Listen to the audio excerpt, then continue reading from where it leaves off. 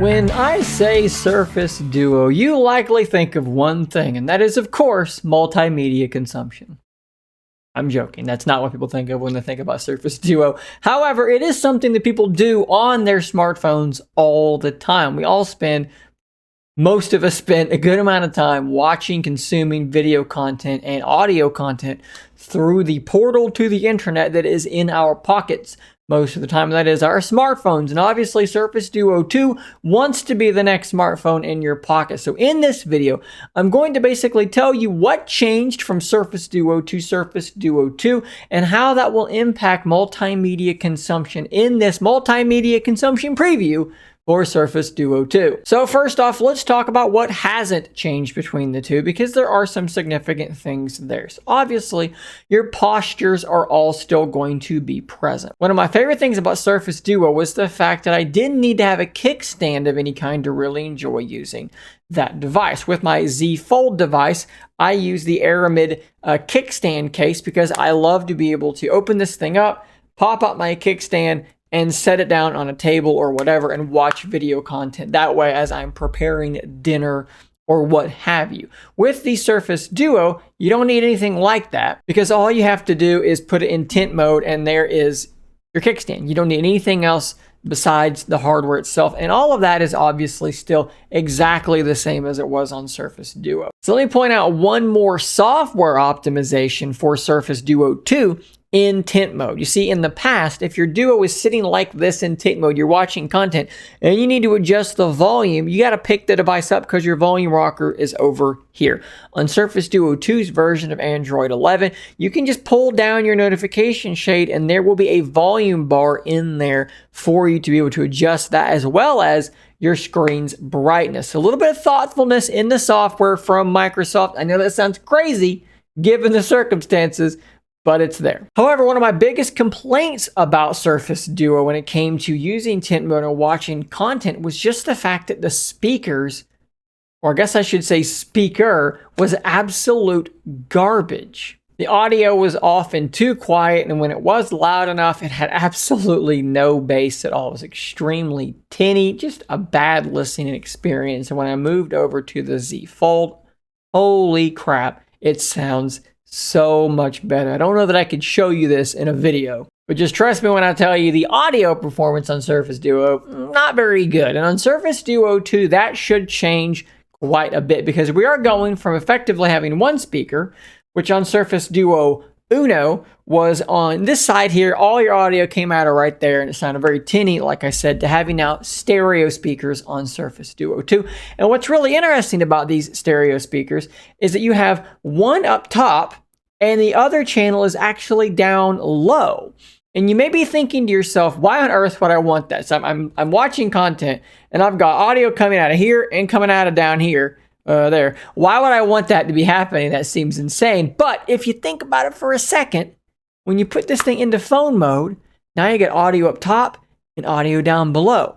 It stays stereo. If the audio was both on top or both on bottom, when you went into phone mode, you would switch to a mono setup. So clearly Microsoft has done some thinking about audio performance in Surface Duo, and I'm hopeful from what I've heard from people who've gotten hands-on with this thing, it is vastly improved over the terrible performance from the original Surface Duo. So what's the other really important thing when it comes to multimedia consumption on the go? Well, of course, that is your screen. And on Surface Duo 1, I don't think there were, really any huge problems with these screens. But granted, there's nothing tremendous about them either. They looked fine. They're a little wide, they're a little short. So for video consumption, that might not be the best. Well, on Surface Duo 2, we have shrunk the forehead and the chin just a little bit. Like I've said before, it's not a huge difference, but it is ever so slightly smaller. What that serves to do is it serves to actually lengthen or increase the height, maybe you could say, of those displays,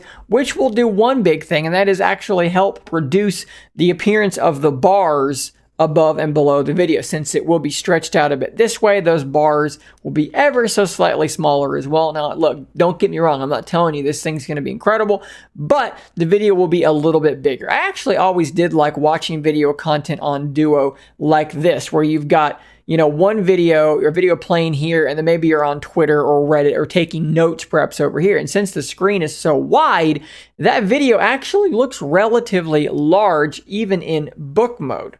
And that will stay the same. Of course, these displays are now 90 hertz in refresh rate, which in terms of watching content isn't going to make a massive difference.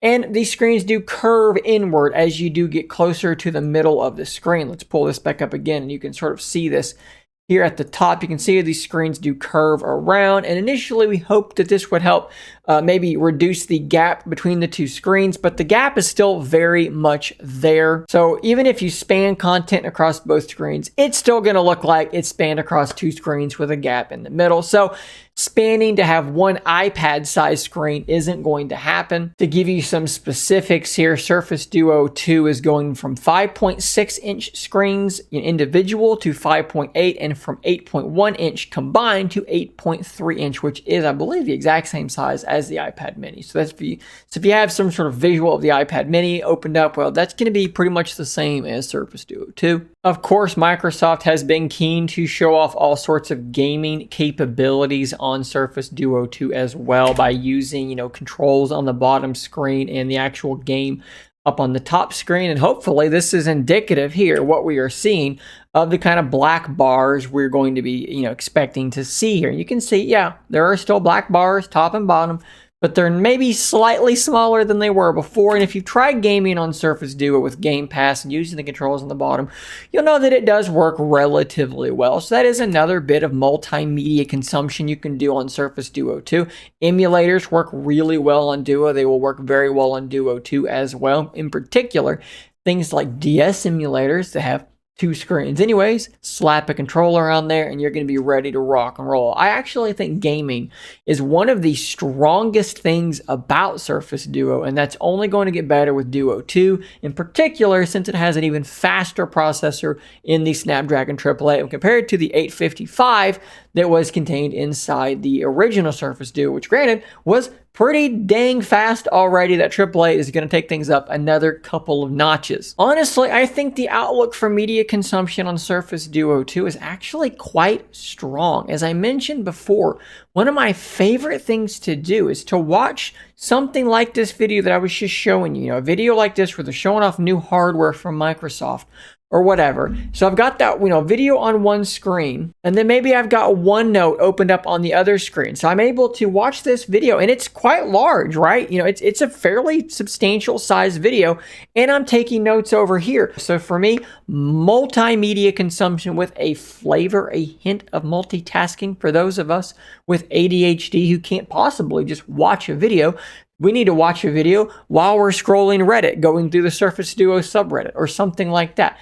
I think the potential here is actually very, very high. As a dual monitor user, monitor here, I can't tell you how often I'm rolling through the news. I'm going through the news here while I've got a video playing over here, where I can take that exact same attention deficit disordered mindset on the go with me with Surface Duo 2. Definitely not something everybody wants or needs. But to me, that is the outlook on multimedia consumption on Surface Duo 2. Let me know what you think about all this in the comments down below. Let me know how you plan on using Surface Duo 2 to consume media on the go as well. Guys, thanks for making it to the end of today's video. If you'd like to become a member and help directly support this channel, hit that join button down below. Stay tuned for more content just like this. And until next time, stay nerdy, my friend.